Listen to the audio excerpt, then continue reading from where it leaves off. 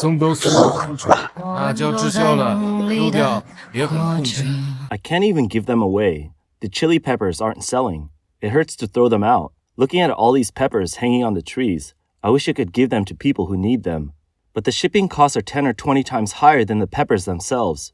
Rural revitalization emphasizes connecting production with sales, yet shipping fees have become an insurmountable barrier. Even giving them away for free is a challenge. How can farmers expand their sales channels online? Are there any delivery services that support farmers? Or do we have no choice but to sell them to wholesalers for just a few cents? A video of a Hainan farmer angrily stomping on unsold chili peppers has gone viral. Right after the Chinese New Year, chili prices kept falling, with some varieties dropping to just 0.3 yuan per cattie. But why? Farmers don't have the answers. Another year of hard work has gone to waste. Farming is becoming a losing business, and life for Chinese farmers keeps getting tougher. And it's not just chili peppers. In many parts of China, fruits and vegetables are also struggling to sell. Some farmers, left with no other choice, have been seen tossing strawberries onto the roadside. 大家好，我是申薇，我来自新疆烟萁县。 Hello everyone, I'm Shen Wei from Yanqi County in Xinjiang. I'm just an ordinary agricultural content creator. This year, farmers had a bumper harvest of cabbage. You see, this should be a season of joy, right? But behind this harvest, there's also endless frustration. Look at this vast field of cabbage. It should be something to celebrate. But instead, it's slowly rotting away because there's no market for it.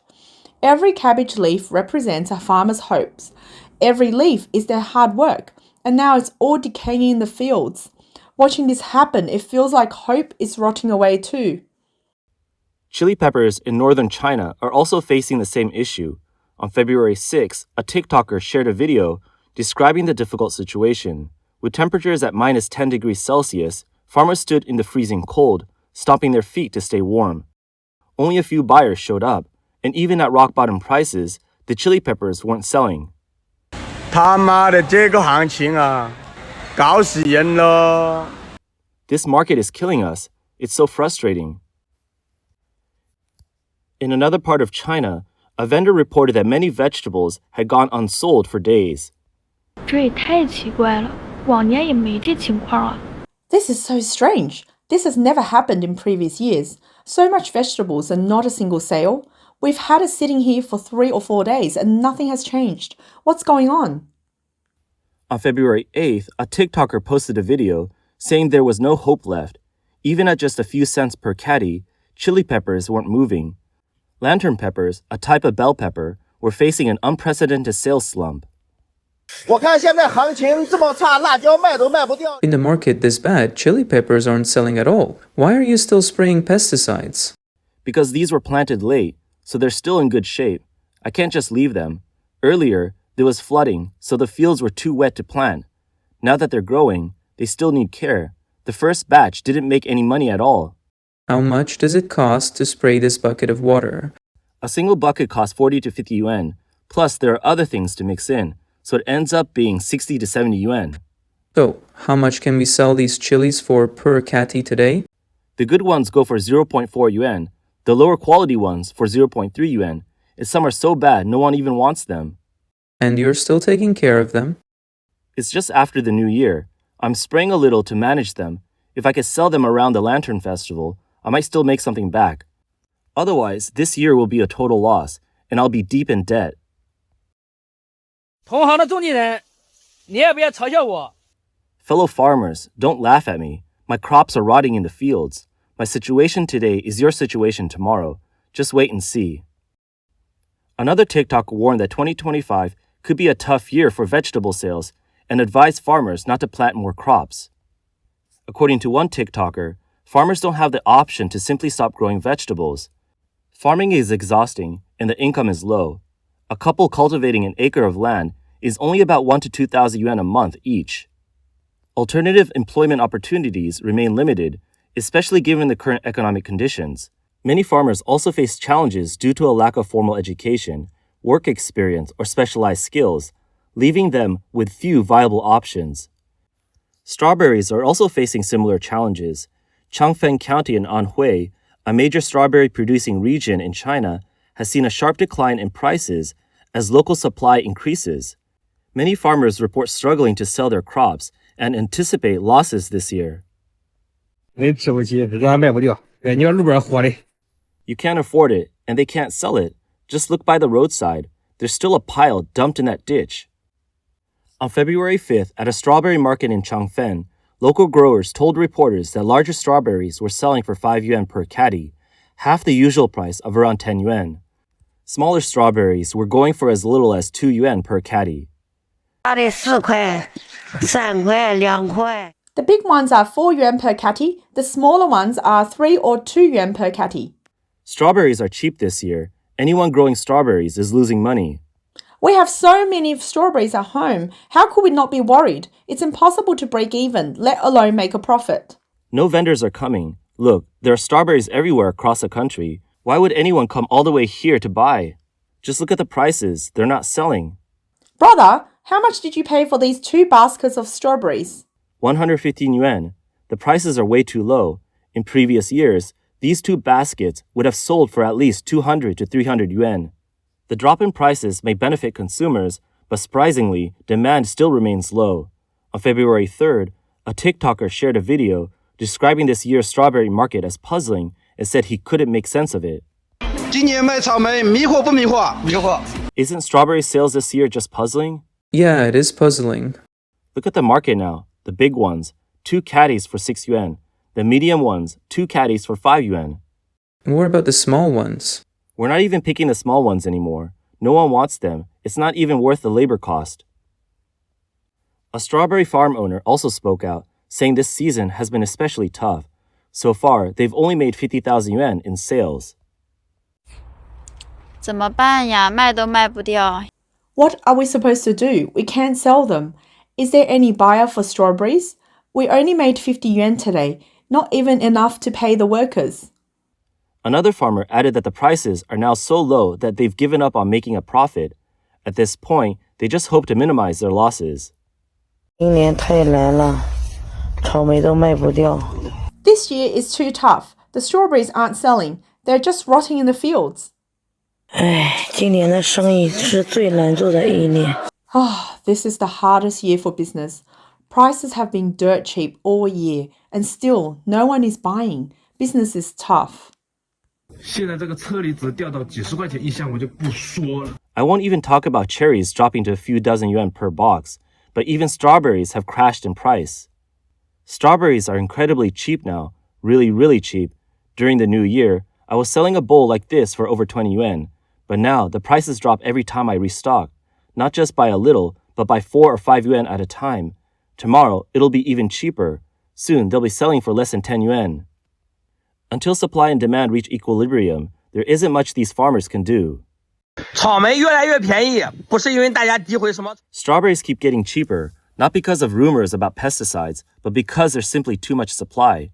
Farmers who used to grow almost an acre are now planting double. People who didn't plant before are getting their relatives to plant too.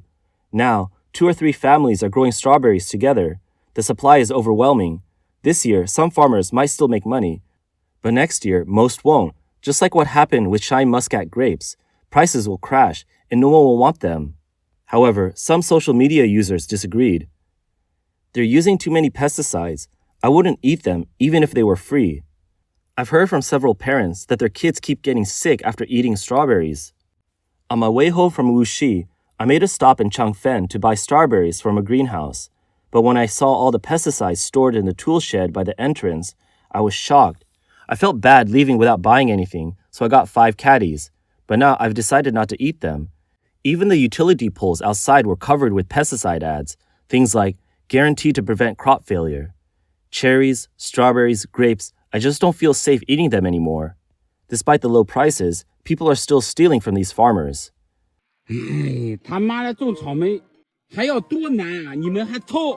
Growing strawberries is already hard enough, and now people are stealing them. It's freezing cold today, and you're still sneaking in to steal? Unbelievable. Go ahead, take your time. I won't even notice you. Ironically, China's National Bureau of Statistics reported that vegetables and fruit prices in January saw steady growth. The increase is largely due to winter limiting production, as cold weather in some regions reduced supply. Higher costs for heating and transportation also played a role, along with increased demand during the Chinese New Year holiday. Some netizens pointed out that the authorities are referring to market prices rising, not purchasing prices. Every middleman along the supply chain takes a cut, so farmers always end up struggling the most. A TikToker interviewed a strawberry distributor in Changfen, Anhui Province, named Wu Jiakang, who believes the fruit industry is undergoing a major shakeup. According to him, this is the toughest year yet. Prices hit rock bottom even before the Lantern Festival. Strawberry farming in Changfen relies on cold-frame greenhouses, which cost less than heated greenhouses in northern regions like Dandong. Still, expenses from greenhouse construction to market management total at least 15,000 yuan per unit, excluding labor. Many farmers are struggling to break even. When prices were 20 to 30 yuan per cattie, harvesting 200 to 300 catties a day was profitable. Now, with prices in the single digits, even picking 1,000 catties a day isn't enough to cover costs. Wu also noted that abnormal weather delayed this year's harvest by a month. After transplanting, prolonged high temperatures disrupted growth. Many farmers say they invested a year's effort but still can't recoup their costs. Confidence in both the market and the overall economic outlook has plummeted. In the past, growing strawberries was seen as an easy way to make money. Many migrant workers returned home and planted about 2 to 5 acres, making steady profits. However, with increasing market competition, traditional farming methods are no longer sustainable. Previously, even those with little experience could plant an acre or two and turn a profit, but that approach no longer works. In recent years, Chinese authorities have promoted large-scale farming by encouraging private investment. Officials claim this approach will integrate rural resources, improve land use efficiency, and better connect farms with large markets, boosting productivity and product quality. However, Mr. Wu believes large-scale farming presents major risks. He warns that the bigger the operation, the greater the potential losses. Private capital has already entered agriculture. Alibaba founder Jack Ma, for example, expanded into farming years ago. In 2021, Ma studied agriculture in Europe and later toured greenhouses in Zhejiang, sparking speculation about Alibaba's agricultural plans. China aims to develop 197 million acres of high-standard farmland by 2030, with significant government funding and private investment. Authorities also plan to establish 10,000 new farms. In reality, large-scale farming is increasingly dominated by state-owned enterprises. One major player is COFCO Group, a key state-owned agricultural giant. Its operations span multiple sectors, including crop cultivation, livestock farming, food processing, and international trade. In 2023, COFCO reported a profit of 21 billion yuan. Another state-owned enterprise, Poly Group, also operates in agriculture through its subsidiary Poly Agricultural Industry Development. Its agricultural division has seen rapid revenue growth, rising from 1 billion yuan in 2020 to 1.5 billion yuan in 2021. By 2022, revenue had increased to 2 billion yuan, reaching 2.5 billion yuan in 2023. More state-owned enterprises are entering agriculture. Late last year, China Railway 14th Bureau, traditionally a construction firm, secured a government-backed contract to farm 2,400 acres in Shandong, growing corn, wheat, and rice with a team of nearly 100 specialists. Its shift into agriculture has sparked debate, with many concerned about the future of small farmers. Analysts believe government support will bring more state-owned enterprises into farming. A TikToker criticized the policy, arguing that subsidies meant for farmers are now being absorbed by state enterprises, leaving independent farmers struggling. He said, 2025年的农业可能真的要大变天了. Agriculture in 2025 might see a massive shakeup. After hearing all this, would you still consider switching to farming? So far, China Railway 14th Bureau has moved into agriculture in Shandong, China Railway 12th Bureau in Tianjin, and China Railway 21st Bureau in Gansu. Even Gree Group, known for its air conditioners, has entered farming in northern Heilongjiang. I've been wondering, given how low vegetable and grain prices are, regular farmers can't even break even on their own land. So how are these big companies paying premium prices for farmland, expecting to profit? Then, just the other day, I saw the news, and it all clicked. In 2025, the government plans to invest 7 trillion yuan into rural revitalization, with 200 billion yuan already allocated. The focus is on supporting crop farming, livestock, and family farms. That's when I understood you have to hand it to these state-owned enterprises. They always have a strategic vision and a sense of responsibility.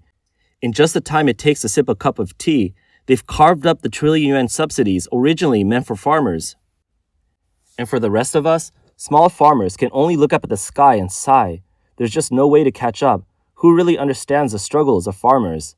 Economist David Huang explained that government support means funding and preferential policies, ultimately leading to profit. That's why state-owned enterprises are aggressively entering agriculture, further expanding their presence while private businesses shrink. Zhou Juan, an associate professor at Huazhong Agricultural University, noted that large-scale farmers are worried. Rising costs and shrinking profit margins are concerns, but the biggest threat is state-owned enterprises taking over land. These corporations acquire thousands of acres at a time, leaving independent farmers unable to compete. Her article highlights two types of state-owned enterprises in agriculture, those already involved and those with no prior connection. Large-scale farming is rarely profitable, yet these enterprises remain highly active. Some do it for subsidies or subcontracting profits, others sell their own fertilizers and pesticides alongside farming, and some leverage agricultural assets for financial operations rather than actual farming. China analyst Yue Shan warned that as state-owned and politically connected capital dominate agriculture, independent farmers will struggle. For small and mid-sized farmers, the future looks even more uncertain.